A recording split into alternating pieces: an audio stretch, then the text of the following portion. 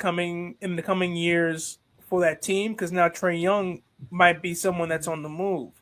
What if you can get a franchise point guard still in his prime with a team that he might not see eye to eye with? So I think Pat Riley does have an idea now with this move. There's going to be another disgruntled star that's willing to leave. And if I'm Miami, I'm not looking for a wing. You have a good big. You have a couple good guys in Tyler Hero, and you You got can Bam find and wings. Ware. You can find wings everywhere. You can find wings anywhere. But now, let's see if you can combat that by finding your franchise point guard. Mm-hmm. As much as obviously Trae Young is a villain, this and the third as a Knicks fan, yada yada. Trae Young is a person that I would say if you better not let the Magic get him with what they have. Imagine, this is one of the things. This is just a Knicks Miami type of thing, right? Yeah. Imagine he goes to Miami with Pat Riley. Oh. And Pat Riley's like, you know what? Oh, that rivalry's back on. That rivalry is real. The rivalry is real. Yeah. Yeah. That rivalry was something else for real. Yeah. We back. And we back. And then the thing about the Miami trade is that they are slowly but surely freeing up money. That's what I'm saying. Because you don't have to re-sign Jimmy, or you're not stuck with Jimmy's $53 million contract extension, right? Mm-hmm. You're also about to come off of Duncan Robinson's outrageous contract really, really soon, within the next year or so, right? So you have money. You already locked in Bam. You already locked in Tyler. So now it's the pieces around you. So when you say, hey, we're looking for disgruntled employees, there will be a bunch. There will be a bunch, right? A lot of people who feel like they should be paid won't get paid this summer. Next, the summer of 2027, they probably will. People will be overpaid. But the person who won't be overpaying people is Pat Riley, for sure. I mean, he overpaid Duncan Robinson. But whoever it was, I don't know who his management team is, but they pulled one over Pat Riley. But I'm surprised Duncan Robinson ain't going that trade too. But I'm surprised too. I'm surprised that didn't happen. Bro, I'm so surprised. I'm like, yo, y'all really not getting rid of Duncan Robinson at all? I see. I was waiting for because I thought you guys were getting Alonzo Ball in the trade because I heard his name was in the trade talks too. Because I was like, yo, damn, if y'all had him, that would have been crazy. Yeah, Alonzo would have been nice with Alonzo would have been good Tyler with that lineup.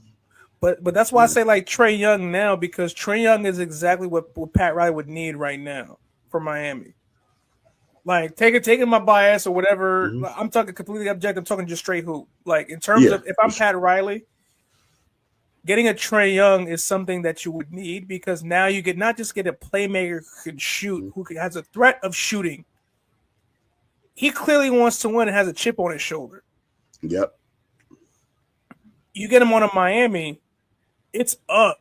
The East is okay, it ain't easy. It really ain't gonna be easy. Obviously this year's more so in terms of health. Yeah. But going into next season, assuming all health is, knock on wood, good. Right.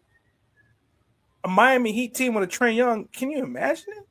Think about it. The East is not sweet. The East is not sweet. Even Detroit starting to get their shit up. Come on now, the East ain't sweet. Detroit damn near they took the number one team in the league.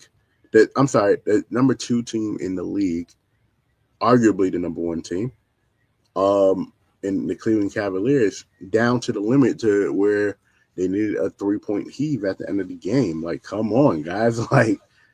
Gotta look at Detroit too. It's crazy because it took who's on the bench of that team right now. The coach they fired, and it's crazy because everybody's like, "Well, Cleveland's in the third." No, Cleveland is great. As much as credit I would like to give to Kenny Atkinson. Yes, my guy. I love Kenny Atkinson. I love Kenny. Not taking anything away from his success. It's the Mark Jackson, Steve Kerr effect. Yeah, JB Bickerstaff built that team. He put them in place. He put them in place the same way in record time. Put the Pistons in place.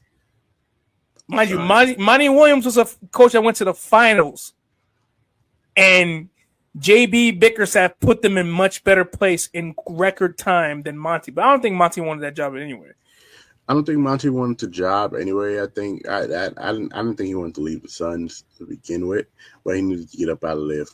DeAndre Ayton cost him a job. Yeah, DeAndre Ayton definitely cost him a job, and look where DeAndre Ayton is at now. See, karma is crazy. Bum. Coming off the bench for Donovan Clingan in Portland. Right. You averaging 14 and 10. I'm like, that's crazy. Like, how you coming off the bench for a young one, and you went to the finals as a starting big, and you were the number 1 overall pick in 2018. You a bum. And this is how you know, and this is what's going to happen. That 2027 market is going to be sick because I believe DeAndre Ayton is one of those other players that may or may not be available in 2027. And because his value is so low, you can see him going to a team that should not get him. Like, he can go to like an Oklahoma City Thunder for the low, and people are going to be like, huh? I'd be mad. I would be tight. I'm like, how the fuck you get your non-competing having ass to the Oklahoma City Thunder, being the most inconsistent version of Roy Hibbert ever, just to hop on their bandwagon? Get the fuck up out of here. Right, and then play decent. If he averages 14 and 10 on the Oklahoma City Thunder, because Chet averages 16 and 9, right? And Chet is only getting better. So imagine. And they got all them goddamn picks. That is cheating. Bro, they can get Cooper Flag next year, bro. If they want. Like, that's the fucked up part. They could probably get Cooper Flag, and it's going to, like, what do we do? Like, first, shout out to Sam Presti. Sam Presti's a real one, man. He know how to manipulate the algorithm, bro. Manipulate the fuck out the algorithm. Like, the nigga set himself up for a decade and a half with all them picks. And if you can't pay everybody, fuck it. I got draft picks. I'm like, it gets them back. I'm like, who keeps giving him these draft picks? Right. Why do y'all keep giving him these draft picks? Trade with him, son. And you know what happened?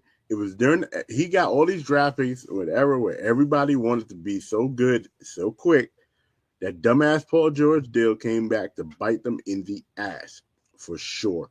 And he kept collecting. He's like, oh, Russ want to leave? Bet. All the first from Houston. Oh, okay. Chris Paul going here? No. Oh, for your Phoenix, give me some of y'all first. Okay. Like, how? How do you, like, Sam Presti is the master fleecer, and if the Sixers fuck up this season, they get their pick. Like, and it's top 7 protected. I'm like, how? Like, think about it. Like, if the Sixers really don't get their shit right, you are potentially giving them a chance at a generational player at Cooper Cup. Not saying like that pick is top 7 protected, right? But trade up. Keep trading up. If that shit lands in the top 3 in the lottery, just for shits and giggles, shit lands in the top 3 and the Thunder get it, I would be mad.